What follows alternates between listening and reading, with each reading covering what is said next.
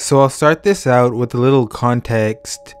I went to an all-girls high school in downtown Toronto that was in very close proximity to many government buildings, university buildings, and apartment buildings as well. Anyone who knows downtown Toronto knows how close these buildings could be, and that means that this story could have ended much worse than it did.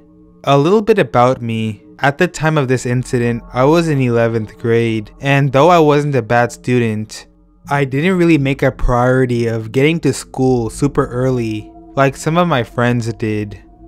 I remember that day I'd gotten off the subway about 10 to 15 minutes before school started, and as soon as my cell regained service, I had gotten a few text messages from a good friend of mine. The first was something along the lines of, "The school smells really gross right now. Like somebody farted or something, but it's everywhere," which for an all-girls school wasn't really that abnormal. But her next text was what made me panic a little bit. Her next text had said that the school had been evacuated and that everybody arriving was being told to wait where we would normally go if the fire alarm had been pulled. Although I knew something was off, I didn't really put too much thought into it as I was in high school and this was possibly giving us a day off.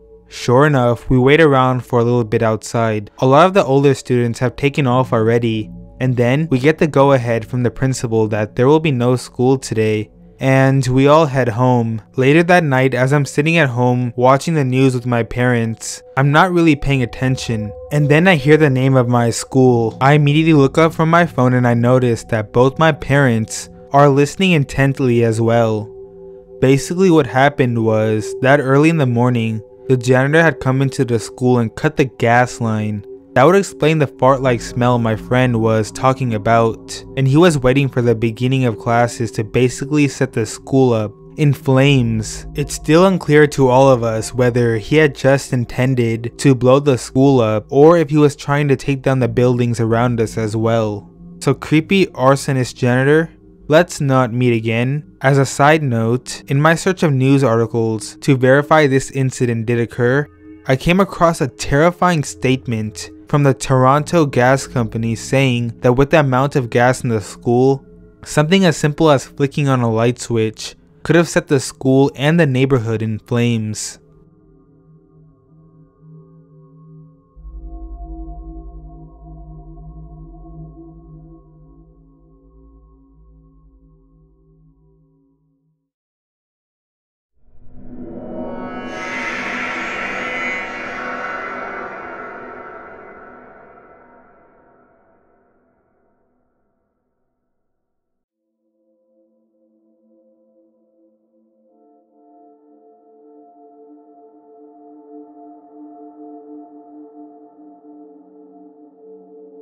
It happened in November of 2015.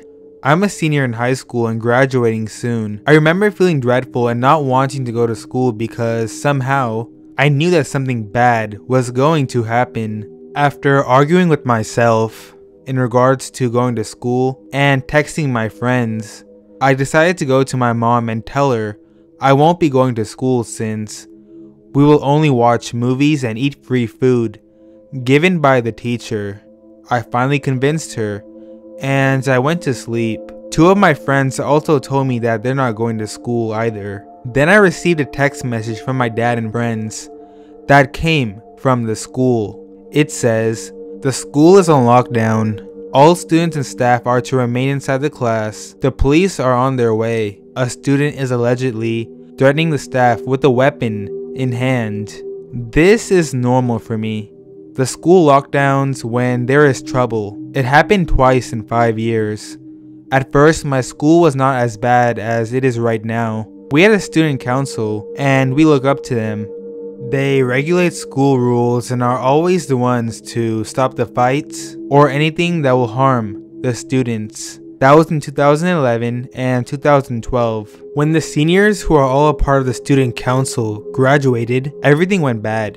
As in bad. My school was suddenly reported for drug deals, fights, and my school wanting to fight another school, and bomb threats. I can recall events where police was escorting a student a year below mine. I was in 10th grade, so this wasn't anything that was surprising, except the last sentence. I read it again and again to make sure I'm reading it right, and I was. The next day, my friends who were at school told me what happened. Apparently a guy who is around 6 foot tall went on a rampage when a teacher told him off for not doing his work and not graduating. The creepy thing though was that he's in the same year as me. I often see him in school and he looks harmless. He broke the school's windows in the 700 block, went to the cooking class and grabbed a kitchen knife as a weapon and threatened everyone that he will kill them. They called the police and made the students go to their classes and remain in class until the police arrived at the school. Fortunately, they were brave students and knew how to defend themselves, and decided to imprison the student in a closet taller than him. A student kicked the knife away from his hand and they pushed him into the closet and locked it until the police arrived. I don't know what happened after that. There were rumors that he was put in jail, suspended, or expelled and went to another school. It was a good thing I was not there. Many times, my instinct has saved me from danger, and this is one of those times that I won't forget. To Lucky, who's as tall as a bamboo, let's never meet again.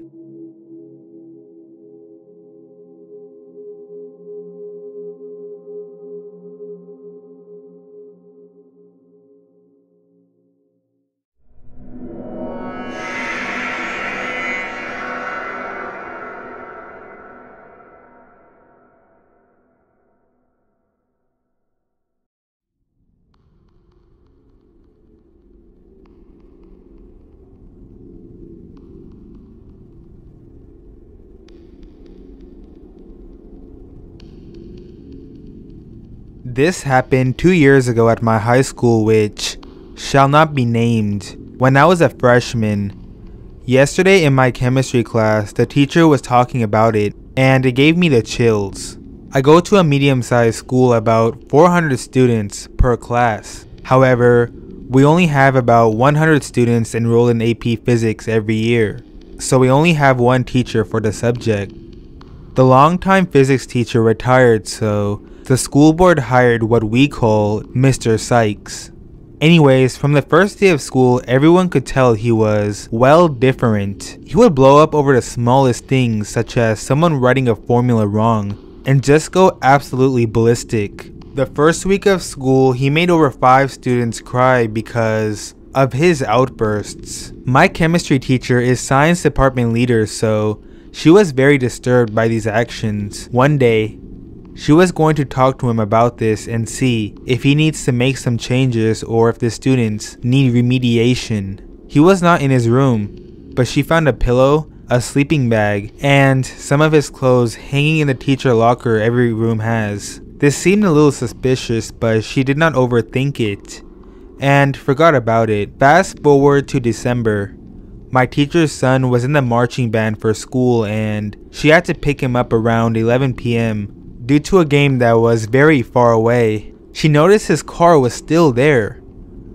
This made her grow more suspicious. What teacher would be there at 11 p.m. on a Saturday night? As the following week went on, Mr. Sykes' outburst became worse, and the students began to fear him more.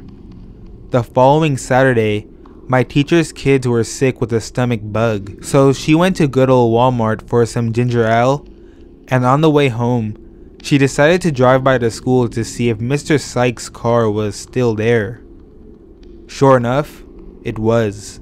The following week, the physics students were notified that Mr. Sykes would be leaving that week, and they could either drop the class without a penalty on their transcript or take it online. The first day of Christmas break, the janitor who was cleaning the school texted my teacher and said Mr. Sykes was standing in his empty classroom staring at the wall. She said if he was still there when he left, to call the principal and possibly the police. He was there, 5 hours later, staring at the wall. My principal and the police ended up coming and escorting him out. A week later, my teacher was checking the supplies in the room, making sure everything was okay for write-up. As she was going through her drawers, she finds various items such as razors, rat poison, and acids. Who knows what he was planning to do with them? So Mr. Sykes, let's never meet again.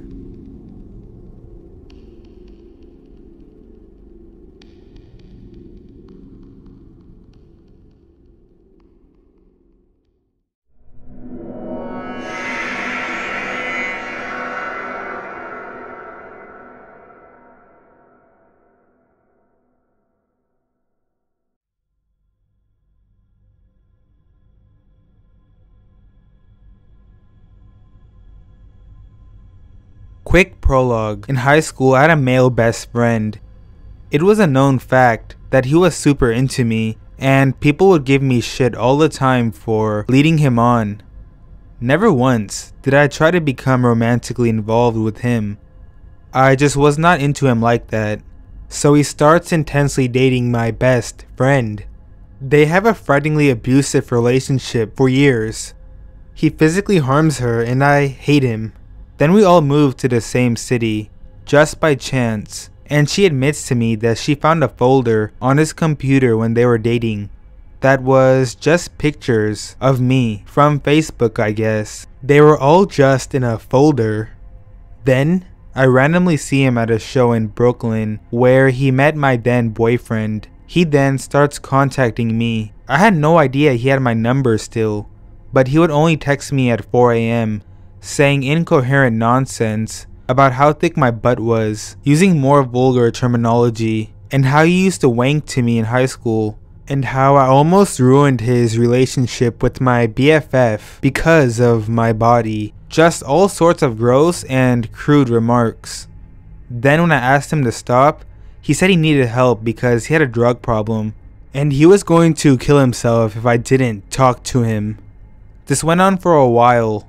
Not sure why I didn't block his number. I told him I would call the police, but I guess I was legitimately afraid he would hurt himself.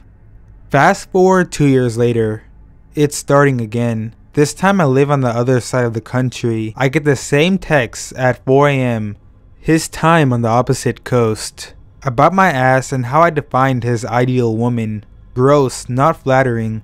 I tried telling him to stop, that I will block him and call the police, but he begs me not to stop talking to him because he needs to talk to me. I'm legitimately afraid he's going to just show up on my street. My boyfriend is pissed and wants to get involved.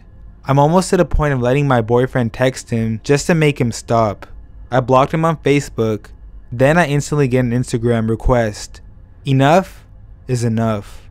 So high school quote unquote sweetheart, let's not meet again.